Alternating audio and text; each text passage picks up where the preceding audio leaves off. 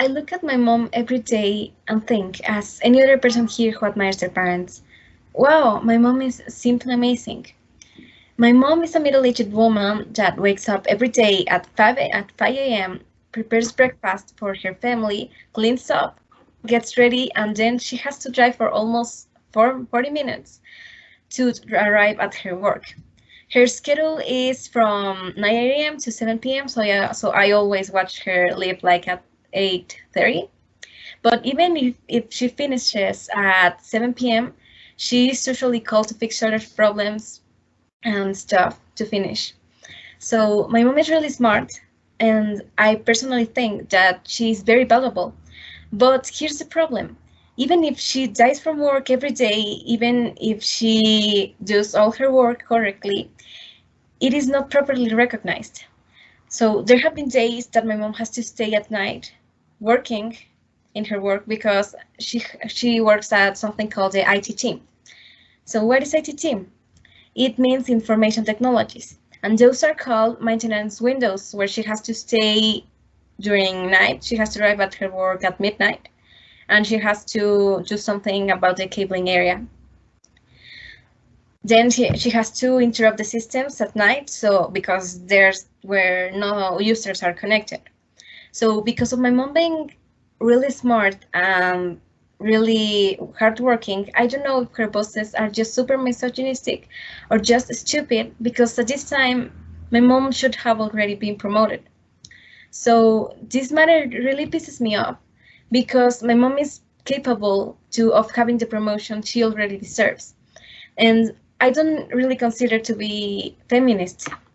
I just want my mom to be respected. So it is simple as it sounds. Right now, I'll be talking about something called labor acknowledgement. It is a fact that women have less opportunities than men on work. But this is a collective struggle because it divides itself in two different factors: the individual and the external, such as the enterprise factor. So in the individual, the woman's capacity is about her. It's all about herself. So it's her skill, her experience, her personality, mainly. So in this case, I can appreciate my mom being an excellent worker. Believe me when I tell you that when I see my mom waking up every day and goes to work, and then she comes back super late and tired, I'm not unable. I will never be able to measure how love she has for her family. Despite her being intelligent, hardworking, and honest, she's too patient and generous. She is too respectful that she lacks the initiative to fight back on her boss, because her personality makes her strong, independent, and smart, but really, really respectful. Like, no, no, okay, this is my place. She's sometimes kind of meek. And I don't blame her either, because that's how the average woman behaves or is taught to be. So anyways, for the external enterprise factor, it involves the type of company, if it recognizes women's work, and it also involves the gerency. The gerency is about, do the bosses really respect women and recognize them, or are they just a bunch of idiots in charge? Well, I'm just kidding. There's a lot of people who is good out there. But back to the point. This could be a national or international company. In this case, this is a Mexican company, of course.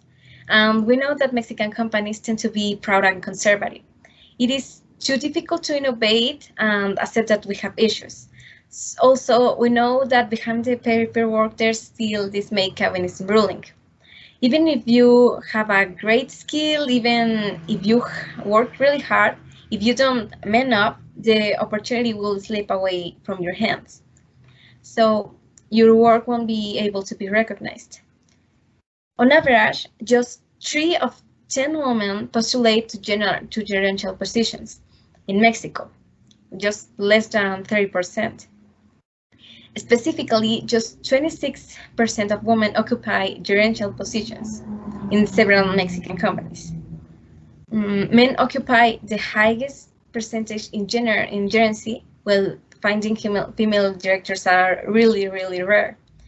We can look at any kind of We can look at companies such as Citibanamex, Banorte, BBVA Mexico, stuff, and we will always find rare to find a woman director or occupying a high position. So in her work, my mom is also the only female worker in her area. In itself, it's rare to find a woman working in her little area. Now imagine finding a woman who is director, like never.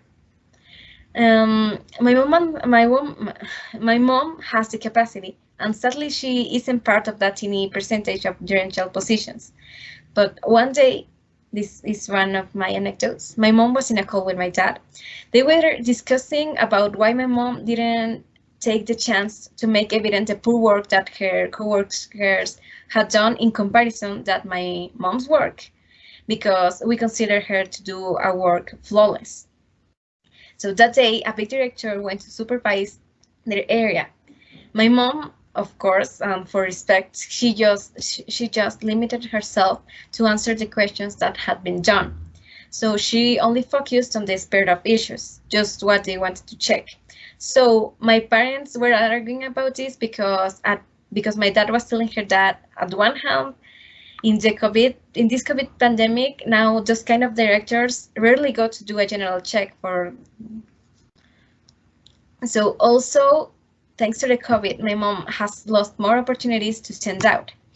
On the other hand, by highlighting the mediocre work of her colleagues, she would have been able to be on the spotlight, and her work would have been able to be recognized for once.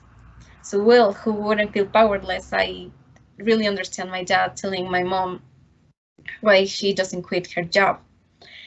In this situation, and my dad was encouraging my mom to talk to her boss, but her boss has something against my mom since one day that she accidentally spoke loud to him during a call meeting because his boss first raised his voice against my mom. But my mom talked back without realizing that she was talking back to a big director. And since then, there's this between them. That boss was really mad and even wanted my mom to sign a then administrative act admitting that her hard work wasn't enough, that she was rude, that she was incapable. And this is just a summary. I saw the letter myself. Here is the letter. This is the administrative act against my mom. And the saddest part of this is that my mom doesn't even work in that cabling area. I mean, she knows a little bit because she has learned by herself, but that isn't her job. And all the things written there are just an exaggeration because my mom has never been irresponsible. So how can you complain about someone's work or their effort if they are doing a task that isn't even part of their main job? It's just dumb. In other words, her boss doesn't even know the function of each worker, which is his job. And he just went to complain like a little kid because my mom defended herself with arguments, defying her speechless boss, leaving him like a fool in front of 15 people. So we start here. COVID also showed us respect over women's work, conflicting labor acknowledgement. It is actually hard to be recognized now that some people are working far away from work.